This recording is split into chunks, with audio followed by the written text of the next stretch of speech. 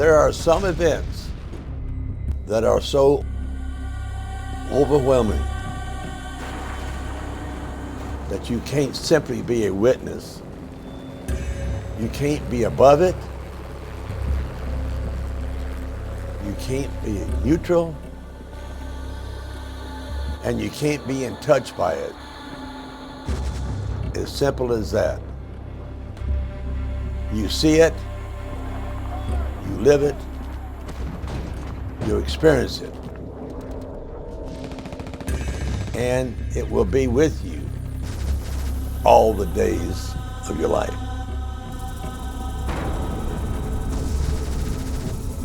First days of the Marine Corps, I thought I'd stepped off the end of the world. You're over there and you're 10,000 miles away from home and you're just a boy, 18, 19 years old. And I grew up to be a man overnight. There was stuff that went on over in Vietnam that people have no idea. Somebody's got to talk about it sometime in their life because it happened. The hardest part was coming home. They treated you like a dog. I mean, you know, they swore at you and spit at you and cussed you and just did all kinds of things to you and told you you were not welcome in America. Get out, go back to Vietnam. You're not an American citizen anymore. You know, hurt real bad. I mean, it tore into your body. 50 years of it, I had it. It lasted 50 years with me.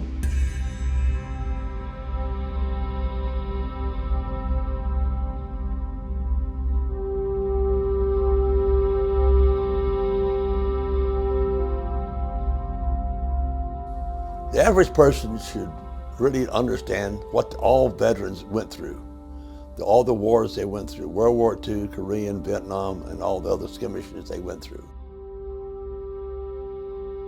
All the veterans really paid tribute to this great country, the United States of America, because this whole country was done because of those veterans of the United States.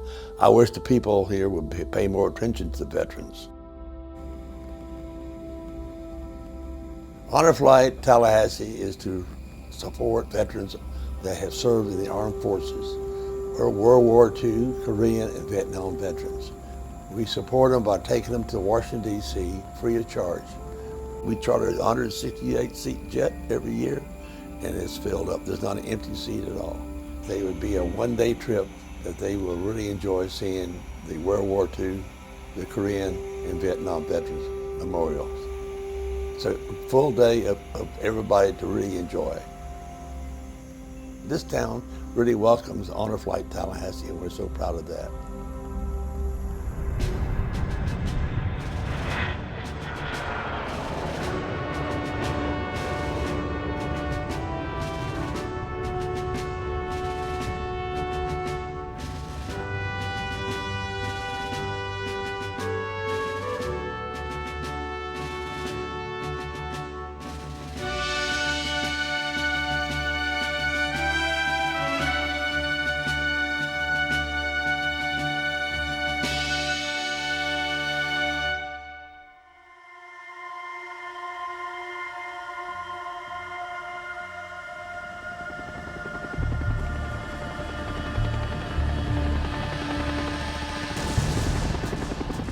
People think about, when they see stuff like that, they think of all the old people, you know, that fights wars, just boys, just kids. Like your own son, you know, you might have an 18-year-old kid, but that's who fights the war. And it's, you know, it's not, I mean, it's not all the old guys that are doing it. I mean, you got out of high school and went straight into war, you know, that's what it amounted to. I was 17 at the time. I said, well, I'm gonna go in the Marine Corps.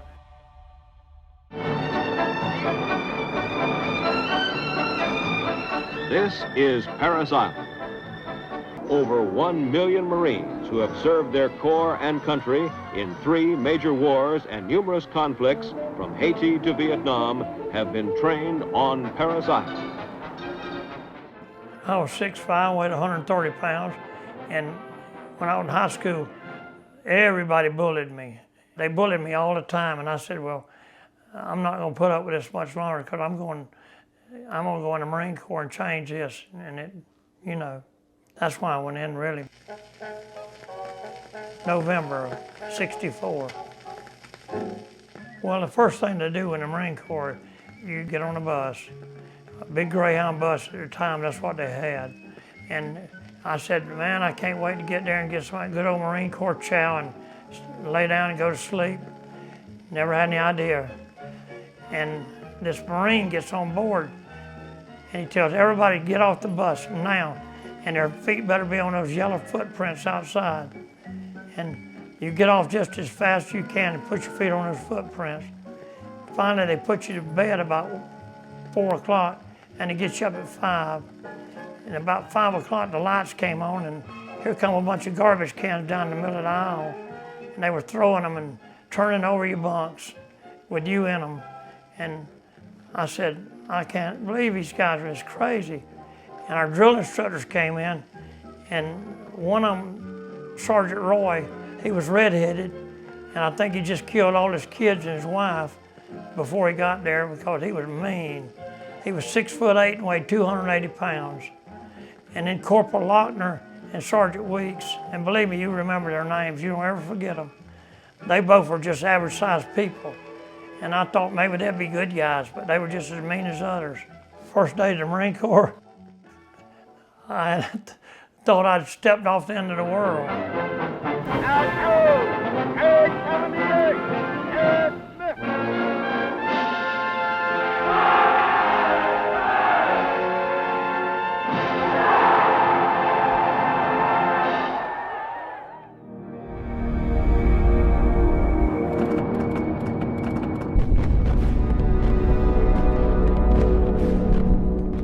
Didn't know anything about Vietnam at the time it started, but I wasn't really aware of it, you know. I didn't know anything about it. I didn't keep up with the news at the time, you know.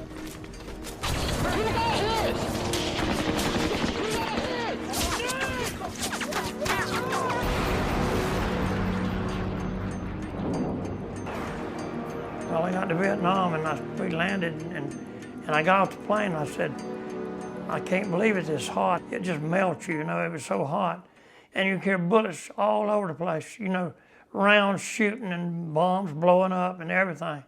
We were right there right about 5 or 6 miles out of Da Nang, and it was terrible. And I had an M14 rifle with no bullets. They brought me out to this base way out in the middle of nowhere, and they were shooting the enemy off our razor wire. And I said, here I am, no bullets, got a gun, no bullets, and they're killing people right behind me. And I said, I'm in the wrong place, I need to go home. Well, they needed door gunners. And so they asked me, did I want to fly? And I said, sure, I'll do anything once, I'll try it. And I'd never been in a helicopter in my life. I was trained to load bombs on airplanes. And so, never saw an M60 before. Never saw a helicopter up close. Well, the second or third day I was there, they put me in a helicopter. And so we got in a gun run, and I was sitting in that doorway, and my head was hitting the top of the roof. I was so tall. And then you had a suppressor on the front of your helmet. You're supposed to pull down, and Johnny didn't know to pull it down. So all of a sudden they salvoed the rockets on the side. That stuff blew back in my face and burned me. And I started throwing up. Went all over the helicopter. And he started yelling, he said, shoot, gunner, shoot. Didn't know where the safety was. And so finally I found the safety and I started shooting. He says, quit shooting, gunner, quit shooting. We were out there gun run. And he says, I'm gonna court-martial you, gunner. He said, I'll never have you on this helicopter again. He said, how long you been flying? I said, first day in the helicopter. And he says, what do you mean? He says, you never had any training? I said, no, sir, I was an ordnance. He said, why don't you know how to shoot a gun? I said, I never had an M60 before. And so they grounded me for 2 weeks and put me out on the perimeter where they're shooting those people off the perimeter. And they give us M60s out there. And they said, you learn how to use that M60, 2 weeks later we come back. I knew how to do it.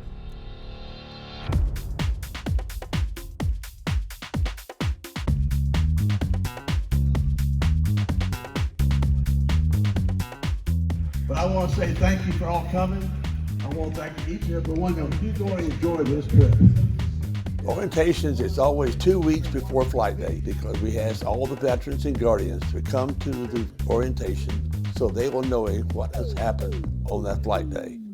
My role as vice chairman of the honor flight, we in turn will make sure that we have enough veterans, which we always have, us guardians, and the function of the airport to make sure we get off on the airplane on flight day. They want to make sure everybody knows about the safety from the time the veterans get to the airport, takes through all through the flight date, the schedules, the time of each one of the memorials, the method of transportation, the police escort, and it's all done on, let them know exactly what's happening before we even go.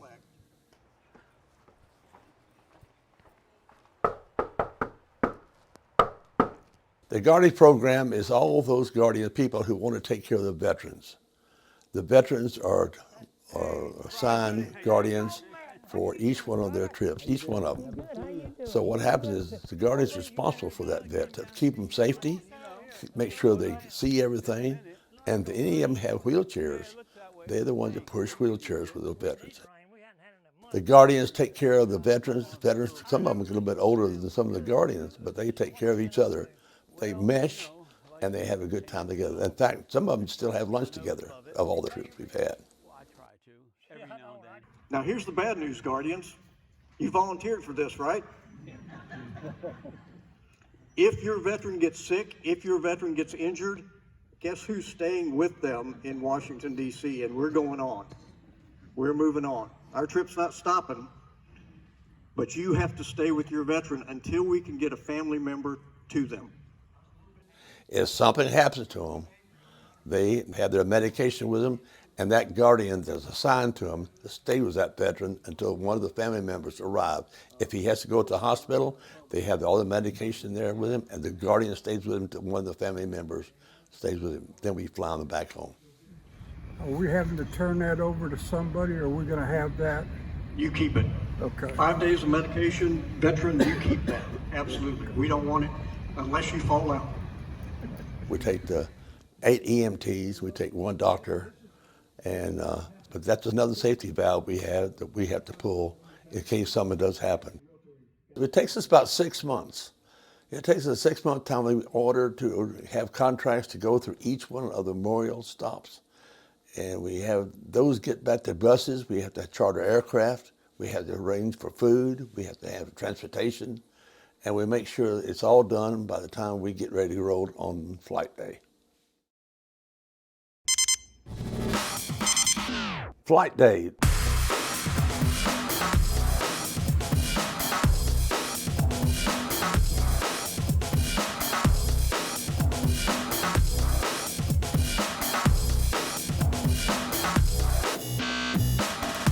Flight day is on Saturday. It's always on Saturday. We leave on flight day, go to Washington, D.C. Time of everyone to arrival is no later than 5 a.m. Get them registered, we serve them breakfast. We get them through association to make sure that all the veterans and guardians are tied together. Hey, I'm John Daly, proud mayor of Tallahassee. It is 6 a.m. We're at flight line. We're about to take off for the honor flight. It's going to be great. Chuck Metzger and I are going to have a great day today. Thank you for your service. I know you're as excited as I am. We've actually known each other for a while, so this is going to be a great flight. This is an extremely exciting day here in the city of Tallahassee. After 2 years of being canceled, we are now headed to our nation's capital, Washington, D.C., to honor our veterans, those who live here in the Big Bend area of Tallahassee. We're headed to Washington, D.C. to visit the veterans memorials so that we can honor those who have served our country so courageously that we could have the freedoms that we enjoy here in America. And with me this morning is Kent Knapp. I am so honored to be his guardian. We're going to spend the day together. His wife told me to make sure that I look out for him and keep him out of trouble. But this is Kent. Kent, thank you so much for the service that you have rendered to our country. You're welcome. Boy, have you got a job for you. We've been trying for 2 years, you know, to get the flight going and stuff, so it's going to be really enjoyable. You know, a lot of veterans and stuff, we get together and, you know, talk where we went and, you know, what ship, like I'm in the Navy, what ships I served on, who I served with. So it's going to be a lot of fun. You know, a lot of friendly people. They, you know, they're not judging anyone. They're just saying, thank you, welcome home, welcome, you know, thank you for your service and stuff, and just talking. So it's just like going on the regular aircraft here, same procedure, essentially. I'm a guardian today. I have the privilege of being a guardian with one of the service members that needed a guardian. I'm doing this for my dad in honor of him. I'm doing this in honor of my stepson who's just been deployed. I'm doing this in honor of my brother-in-law who perished, and all the other service members. And my job specifically is to ensure that my service member has the optimum experience today, that this is an experience he remembers for the rest of his life. Good morning, thank you guys. I got a letter one day and it said, you know, I was eligible for flight. I got there and this crazy guy come up to me, Gene Madden, and he told me, he says, I'm your guardian.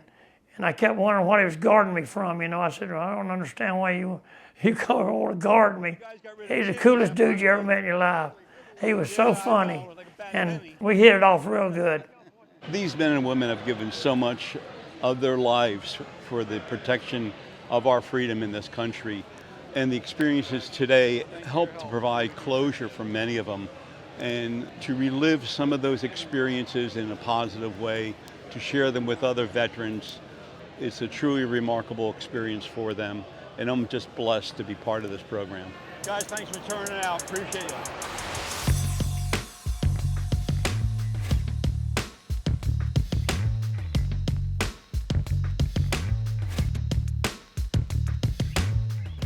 It's flight day, everybody comes. The veterans come, the guardians come, and families too, to see us off. I've been on the flight 9 times. We started back in the first flight was 2012, and our last flight was this past year. And my job is logistics. I got to get that plane off by 0700. You know, this is one of the things we try to emphasize, the appreciation of the veterans, particularly the Vietnam vets. And those veterans, some of them, before we get to Washington, D.C., they say, no, we don't need no wheelchairs. But I guarantee you, after the first 2 stops, they said, can I get a wheelchair? And we take 68 wheelchairs with us on the flight. We got on the plane, and he wouldn't tell me anything. He kept everything a secret. That's the best thing that ever happened on an honor flight with those guardians, because you wouldn't have any idea what to do unless you had somebody to tell you. The current weather is being reported in Baltimore. Winds are currently out of the east at 5 miles an hour. Visibility is greater than 10 miles, peak clouds at 12,000 feet. The current temperature is 50 degrees. Finishing up the last count, we'll be on our way here shortly. Again, 1 hour and 42 minutes. Good morning and welcome aboard, and thank you so much for your service. Where do we go from here? Now that the door is closed, we can safely say that we're actually going to go to Cancun. Welcome aboard.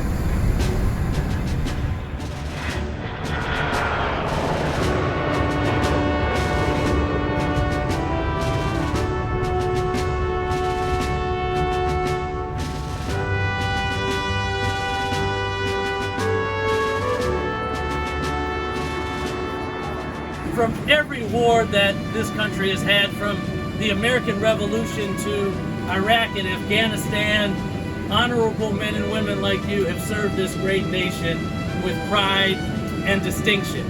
And we appreciate those efforts. We appreciate what you've done and what you will continue to do.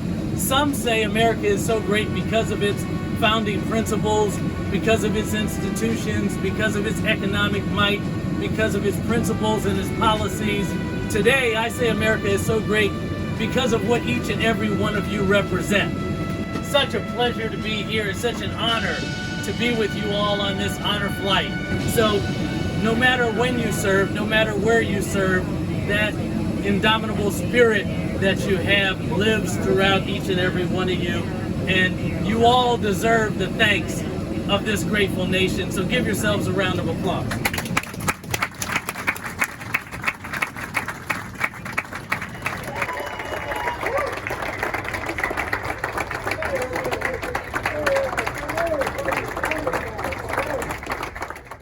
We land in Baltimore, and they had 28 cadets the naval cadets meet our veterans and shake their hands. And then as they got through that line, the people in the airport that were civilians, didn't even know them from Adam, they all clapped their hands and welcome. And our veterans and guardians never saw a welcome like this before. This is just the beginning. They never had such a wonderful time just getting there. They said, my God, this is going to be a wonderful day. And it has been a wonderful day, and it was. Each trip has been. Every day I go, each trip I go, I see something different.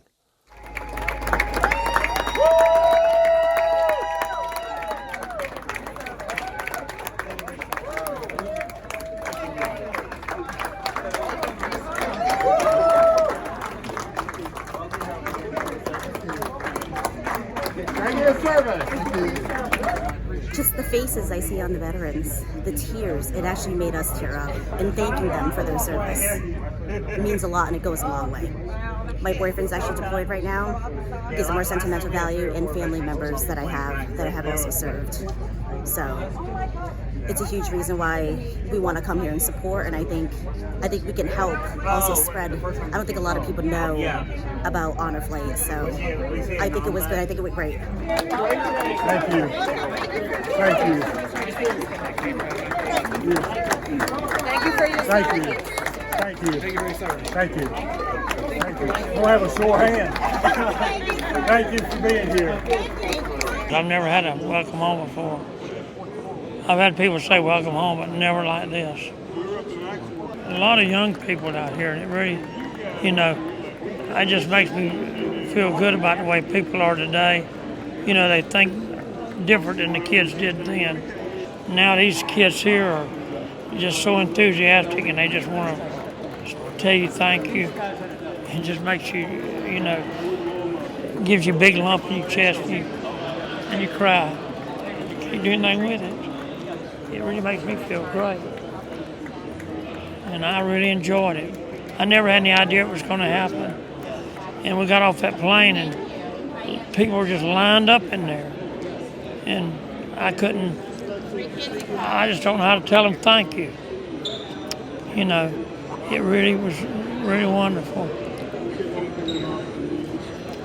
A lot of times seeing the smiles on other faces who've never been here before. I've never been here before, so I'm going to enjoy this. My guardian over here is going to make sure I have a good time, and you take some pictures, already started, so yeah, I'm going to enjoy this. I'm looking forward to it. It's been 3 years in the making, 3 years. COVID hit us, so 3 years in the making, so we're finally here. What are you looking forward to today, Dad? I don't know, just things that I hadn't seen before. And being around a bunch of veterans today is terrific. And see things up around Washington, D.C. And having my daughter as my guardian, couldn't ask for more. Yeah. I'm looking forward to honoring my dad, who is our veteran here today. He is a Vietnam War vet, and I'm looking forward to actually going to the Vietnam War Memorial and being able to honor him there. We load buses, then we go on to the Arlington National Cemetery and we view the tomb of the unknown soldier.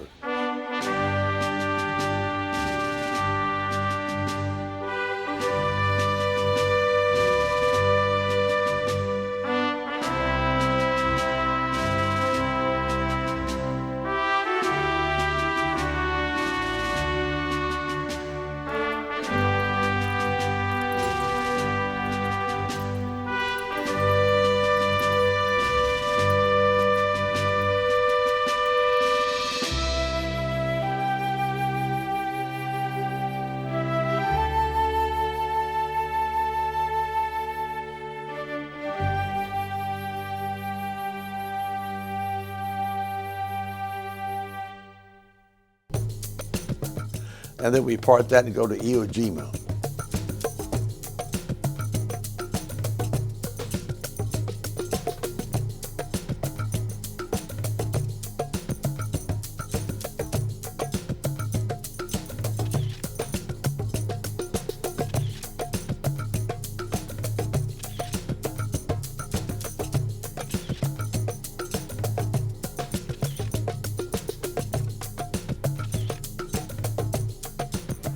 Then we come back and go to Air Force Memorial.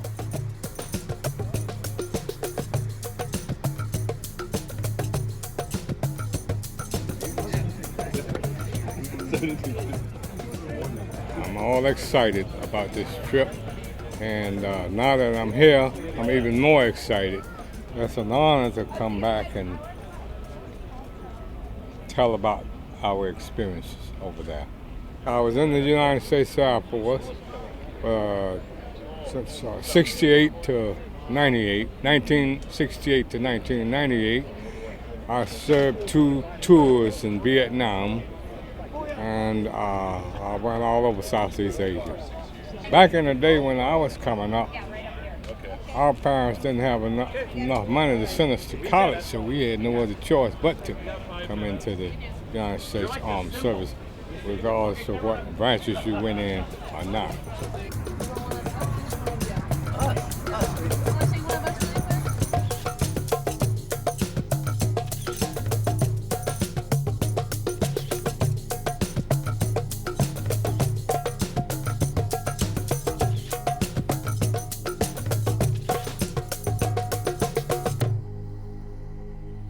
And then we go to the World War II Memorial.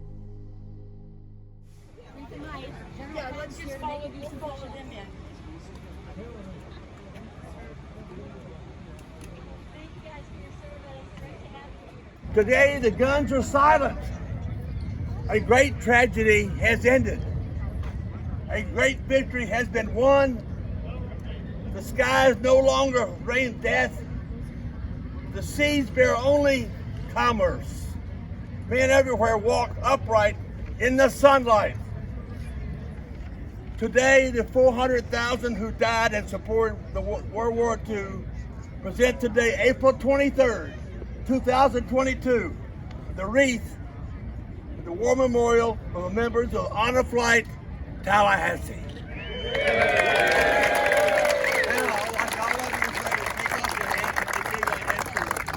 I salute you all. Thank you all for good. Thank you. Thank you, sir. Good. All right, you're free to scatter. Have fun. It's a great day. Where are you from? Florida, Tallahassee. Okay. Where else? Thank you for your service. Thank you for your service, sir. And Vietnam veteran, welcome home.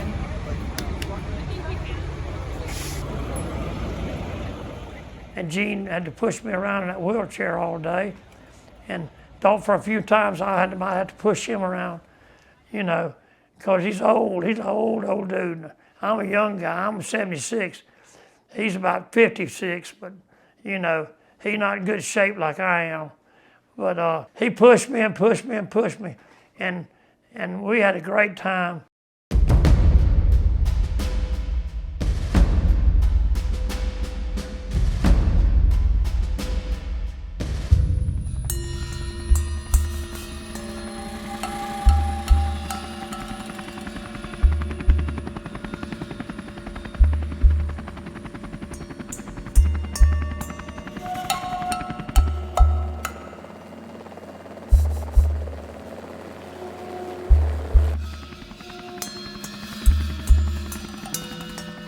The first one was 13 months.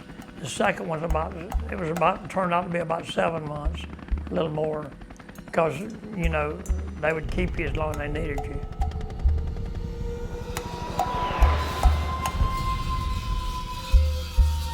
We had a certain area. Anywhere you went in this area, anything was in an area, you shot it.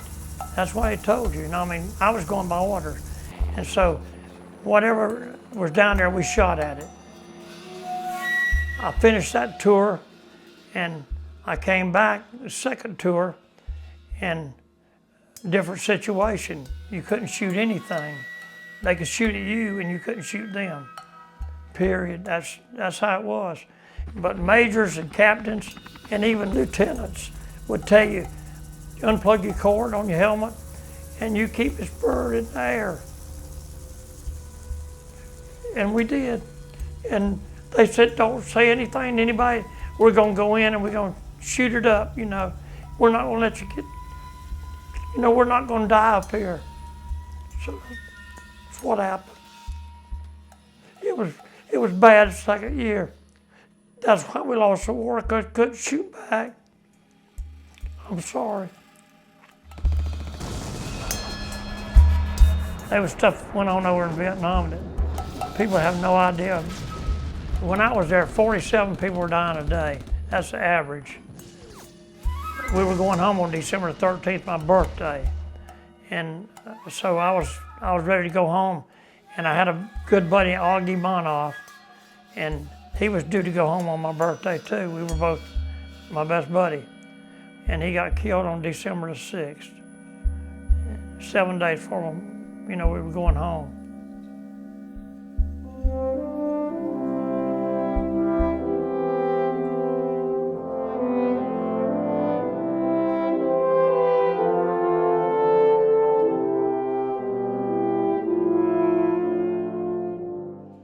Then when I went to the wall, I just gave up on Augie too. I said, I got to get this all out of my, you know, my system. I've been letting it eat at me for years and years. 50 years I've let it eat at me. So I said, I'm giving it up. I'm giving it to you, God. And I did. Yeah, I reached out and touched his name, and you know, I could feel him being there with me, but I remember him perfect, you know. I mean, it's just like he was still there, you know. But he's on a piece of granite now instead of, you know, and he's in my heart and on that granite. Vietnam veterans was called up to do a war that was not very popular, but they did their duty and they did their job. And they really sacrificed an awful lot. All of them did. People need to know a lot of the stuff they don't have any idea about, because it happened.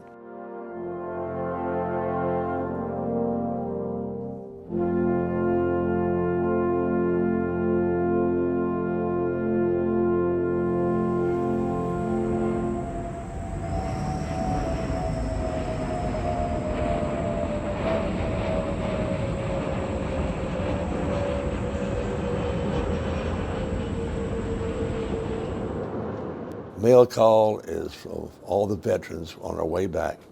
They had letters from moms and dads, sisters and brothers, parents, daughters. Everybody writes letters to them.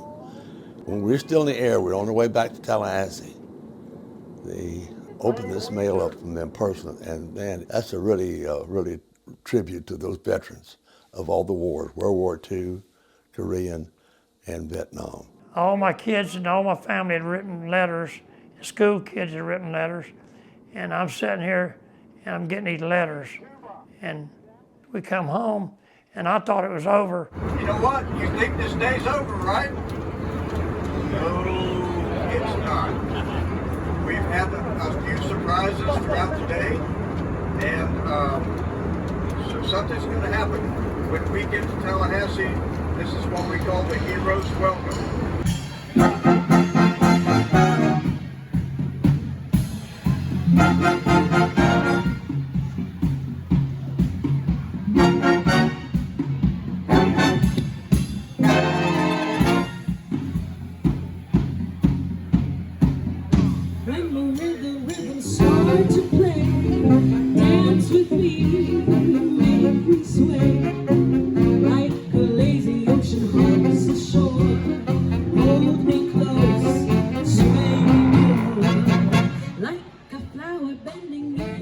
Tallahassee has welcomed these veterans so many times, all these flights, and these people, our family and friends. We had the last flight we arrived home, we had over 1,300 people come to meet these veterans. It was homecoming.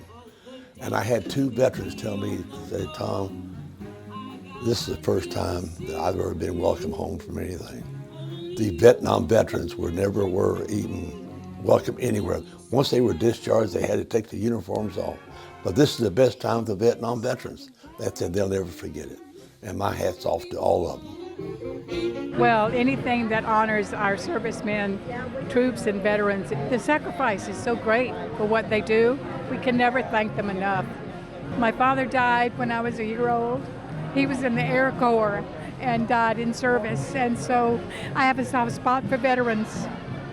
It's a tremendous effort and a tremendous expense and such a gesture that's so important, I think, to so many people. So thank you, Honor Flight. I'm here tonight for all the veterans. Try not to cry. To all the veterans, we say thank you. Thank you for everything. We welcome you home.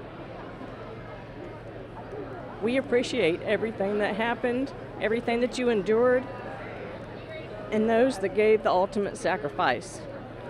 We say thank you. Right there. I mean, that's it right there. How much you bet? Here they come on final approach to runway 9.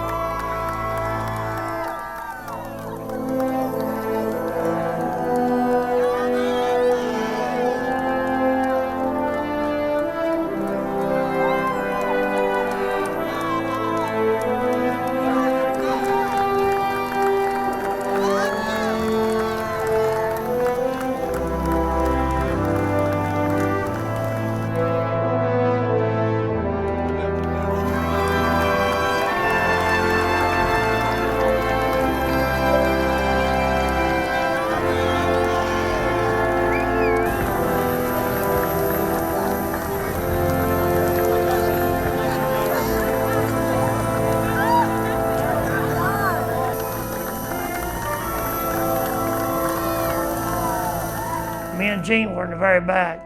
They put us back there, and so we were the last ones off. And my family kept wondering where we were, and they thought Gene had kidnapped me. And I said, man, I can't believe this. Another welcome home, because I seen all those people out there. We come off, and I couldn't believe it. It started again. I started crying again and waving my hands. I couldn't even talk. It just blew my mind.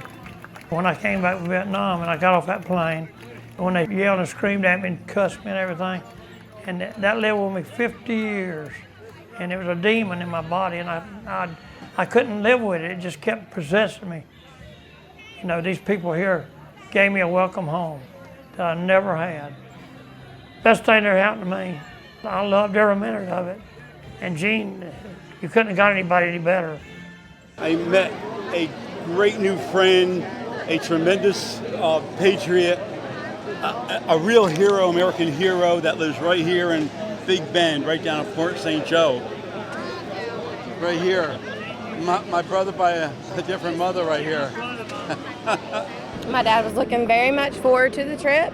He was hoping and praying that he would be able to make it because his physical, ability, he is just very humbled by this experience. And he's actually been trying to write a book about it or something like a book and to let everybody know because the younger kids and ages are not going to know about it. So he wants to make sure that people know what exactly happened over there.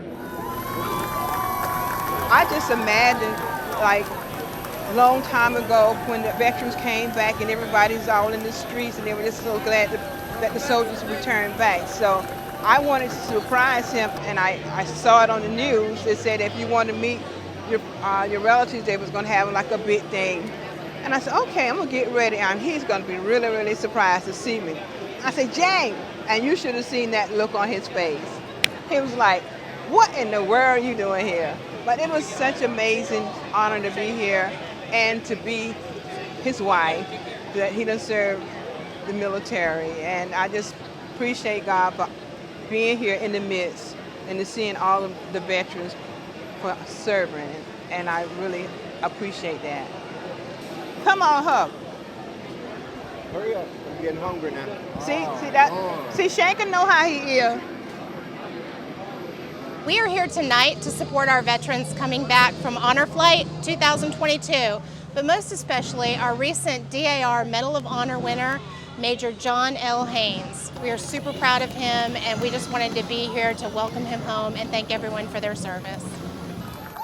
We had the only World War II veteran with us, and his name was Major Haynes, Major John Haynes. He joined the Marines when he was 15 years old, and he was in the World War II, he was in the Korean War, and fought in the Vietnam War. Nice guy. You can barely keep up with him. He's like the Energizer Bunny. He's 92 and he's going on 35. So this man has lived his whole life not only to serve our country, but help veterans with founding the Florida Veterans Foundation after he left the military. There's not many folks like Major Haynes, so this moment's something I'm going to remember for the rest of my life. John, I said this to you before, my privilege getting to be with you today. It was a gift, a true blessing to be with. It's not my first time being a guardian. This was my best experience, and I can only thank you from the bottom of my heart. Seriously. You shared a lot with me today, and I'm privileged and honored. Well, I couldn't have got a better one. He goes 100 miles an hour, and he puts you anywhere you want to go, and he does it real fast. And we just like brothers now. You showed me your friends up on that wall, and I know that was a tough and a special moment for you. There were 4 in the helicopter. All of them got killed. I knew all of them. Flew with all of them. Nagy was a good man. August Monoff. It was rough. Like I thought, it was good. It was good. We needed to do that. Yeah, I did. Really, I needed to do it bad. You know. But thank you. It was good. It was good. It was really rough. It was rough, but you know, we talk about closure on things, and I'm hoping that this is an opportunity for you, at least like you share with me, to say, hey guys, love you still. I'm still your brother. I love you too, Gene. We had a real good time. Yeah. Yeah, I'll do it tomorrow with you if you're up for it. Hey, I want one last thing. I want a hug. Okay. Love you. Love you, brother. Love you, Gene. You take care of yourself, brother. He's always with you. Okay. I don't think it could have done anything better than this honor flight, because it really helped me, you know. I was welcomed home twice, and it really did something to me.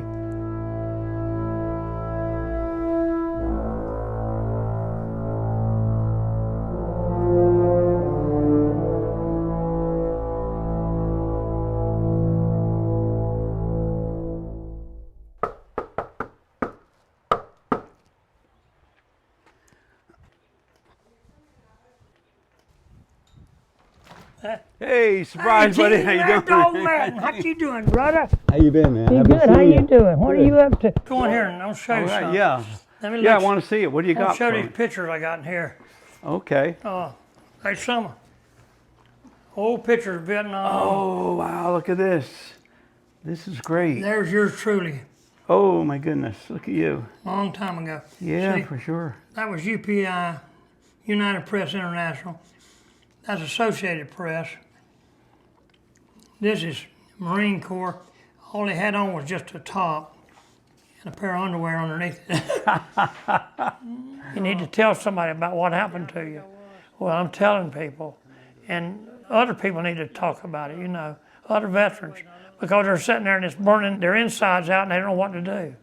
They don't know what to, you know, who to talk to, because they've been told not to talk about it, not to talk about it. Well, Somebody's got to talk about it sometime in their life. I grew up in a helicopter. Gene was the one who recipiented my throat. I put this on Facebook about me coming home and getting a demon out of me.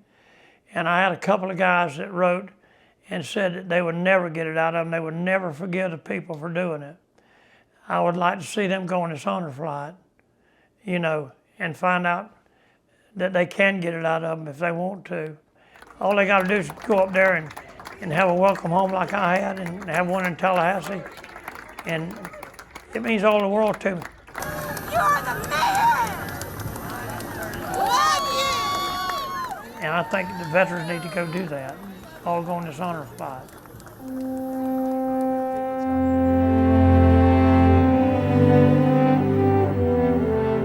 The citizens will pay more attention to make sure the veterans are fed, make sure the veterans have got enough home to live in. There's so many out there now that still suffer. They're on the streets and they don't know what to do. They're just living on the streets. But they're veterans. And they might be from the Afghan war, they might be from Iraq war, Vietnam, Korea. Not many of them WW2 anymore, but they're out there and they all have a story if you want to listen to it. I wish that people be more objective to the veterans. And if you can't do that, then this country is going to go the wrong way, and I hate to see it that way.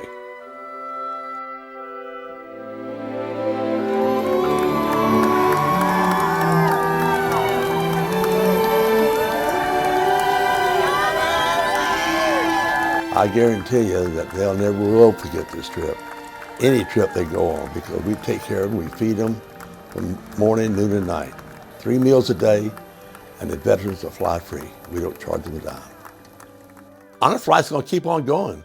We're going to, well, World War II, we're getting slim on those veterans.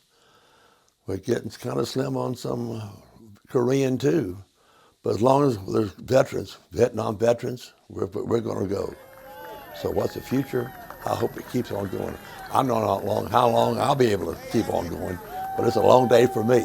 But I enjoy every bit of it. It's a long day for me, being responsible to make sure that people are healthy, safety, and get back. This is the 9th trip, and I haven't lost one passenger yet. So that's something we all enjoy doing. We really do too.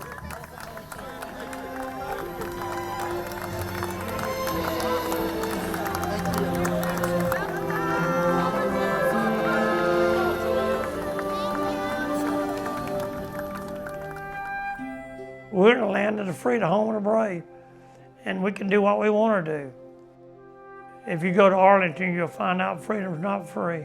If you go to any of these cemeteries, local cemeteries, they're full of veterans. And not everybody that went to Vietnam gave their life, but they gave some of their life. You know, I gave up some of my life when I was there, but they gave their entire life. They gave everything they had. It's not free by any means. You have to pay for it.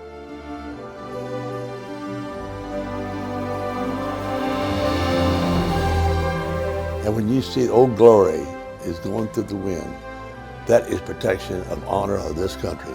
This country is free. It's freedom that goes for what we have fought for and lived for, and we're going to die for.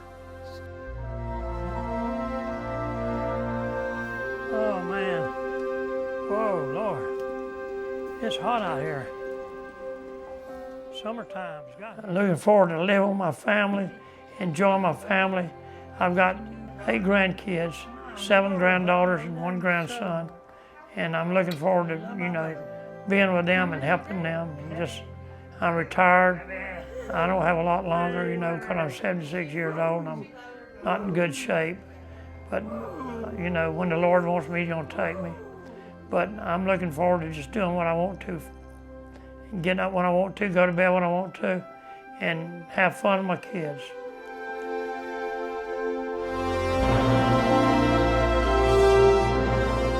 This is a welcome home. And I decided that day, I gave it up. I said, this demon is out of me. I won't ever have it again. I won't have to worry about welcome home anymore because I got it.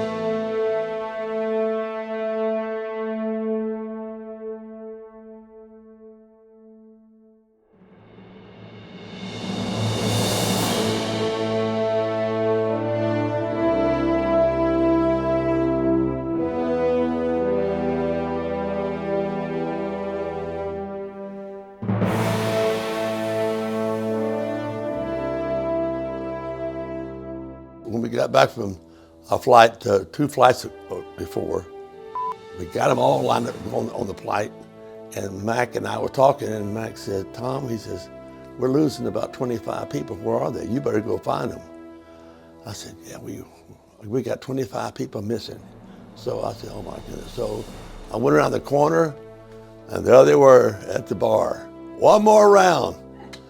One more round. No, you don't drink on this flight. And you know what happens? So we had to recoup them, get up. The flight was about 20 minutes late, but they all got back.